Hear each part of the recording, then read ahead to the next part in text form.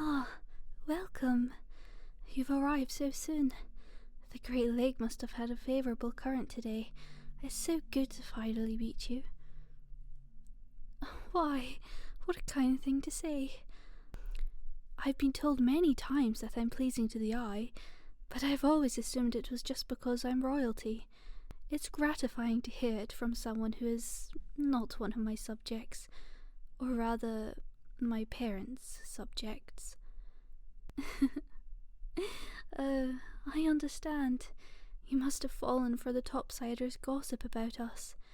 Did you think I was some sort of nasty, slimy lizard person? A lot of topsiders think that. It's all because you refer to all of us who live below the ground as troglodytes? Not a very appealing name, if you ask me. And, as you can see, we look nothing like those ugly lizard people that prowl around near the entrance of the underground.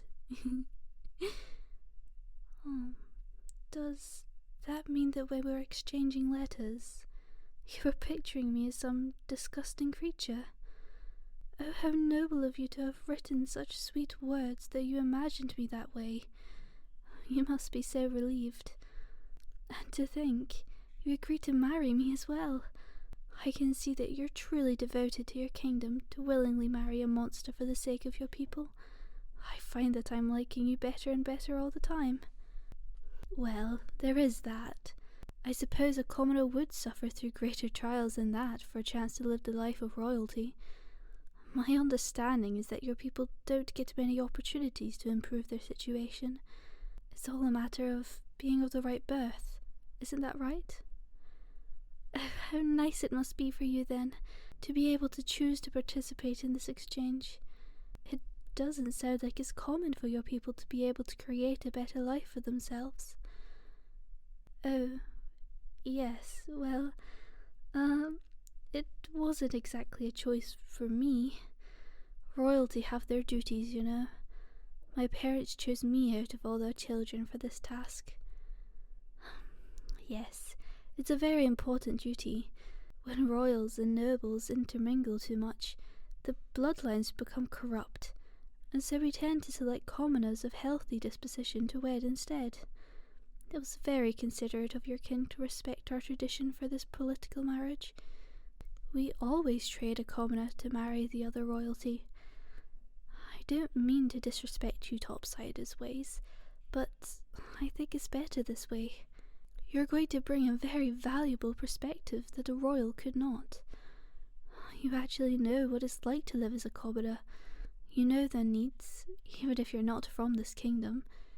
It always made more sense to me. But I'm babbling, aren't I? I must admit, I'm a little nervous to meet you.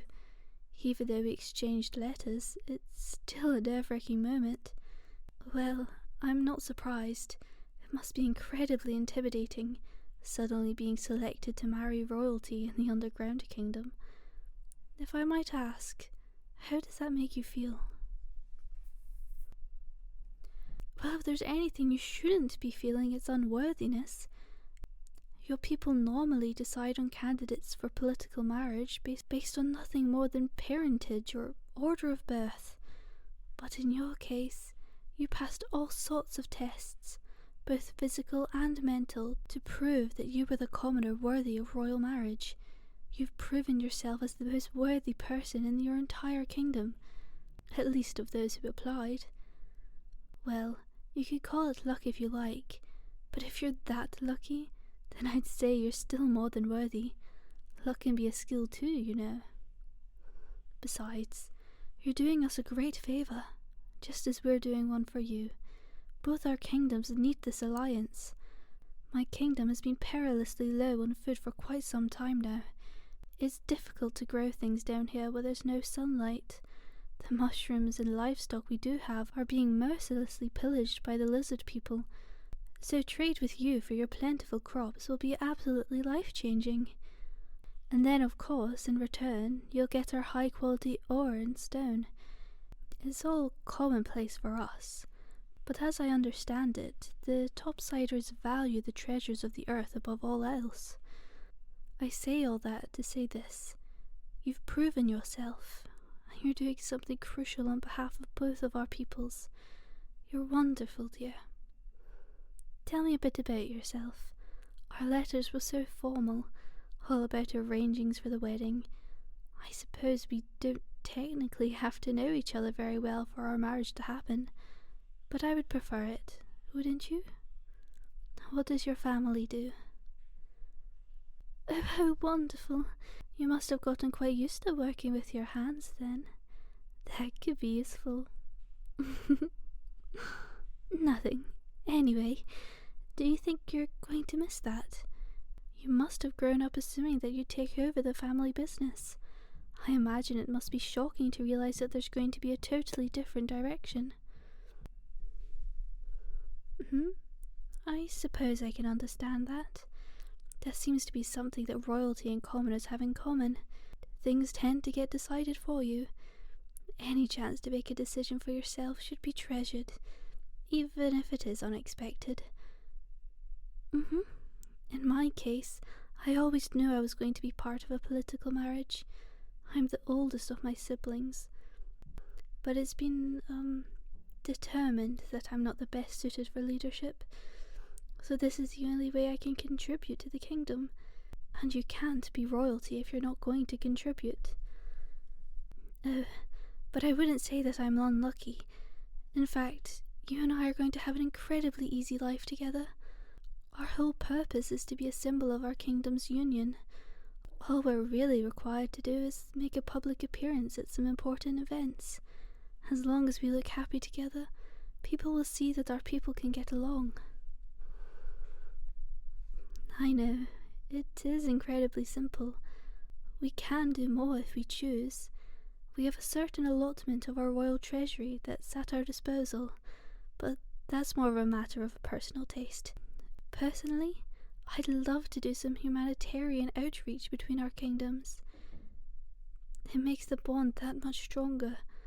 I don't intend to merely laze around in luxury just because I've been relegated to the lowliest role a royal can get. Oh dear, I think I said something I shouldn't have. I'm so sorry. I didn't mean to imply that marrying you was beneath me. It has nothing to do with you as a person. It's just, in my kingdom, all the princes and princesses are given land and responsibilities based on their potential. For me to be given no land at all, and the easiest possible job, it speaks volumes about what my parents think of me. It's as if they're saying, the only thing we think you're capable of is smiling in public and not cheating on your spouse. I was supposed to greet you and welcome you to our kingdom, and yet here I am, burdening you with my own self-pity. Perhaps my parents weren't so wrong about me.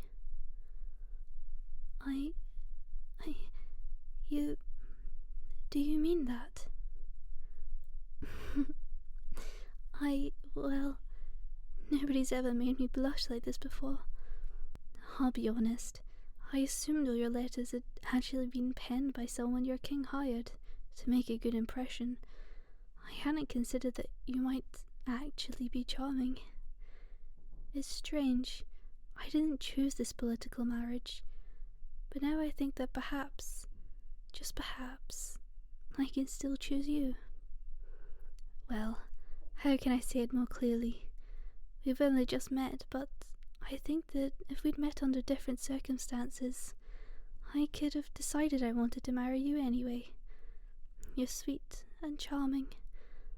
I know just from you passing the test that you're healthy and intelligent. Maybe you don't see it that way because of your birth, but you're quite the specimen.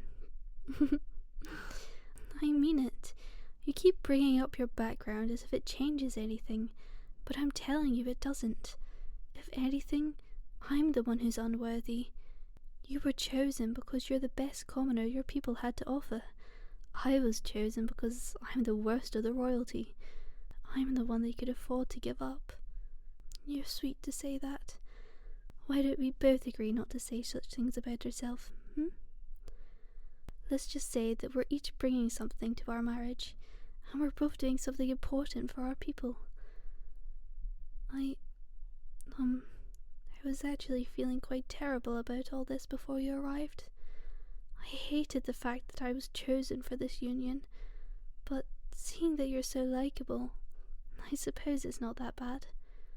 I may not technically be able to refuse the marriage, but perhaps that doesn't mean that I can't embrace you for my spouse of my own accord. In that case, let's make it formal. Will you marry me? Perhaps I should rephrase that. At this point, we will be married regardless, but do you want to marry me? I'm so happy to hear you say that, and I feel the same way for you. I'm glad you were the one chosen for this, and to my surprise, for the first time I'm glad that I was chosen as well. I choose to love you, not because it's my duty, but because it's the one thing I still have a choice in, and because you're worthy of it. Oh, come to think of it, have we just been standing in the palace's entryway this entire time? You're so engaging to talk to, I didn't even realize. There's a whole feast waiting for us. Come, my love.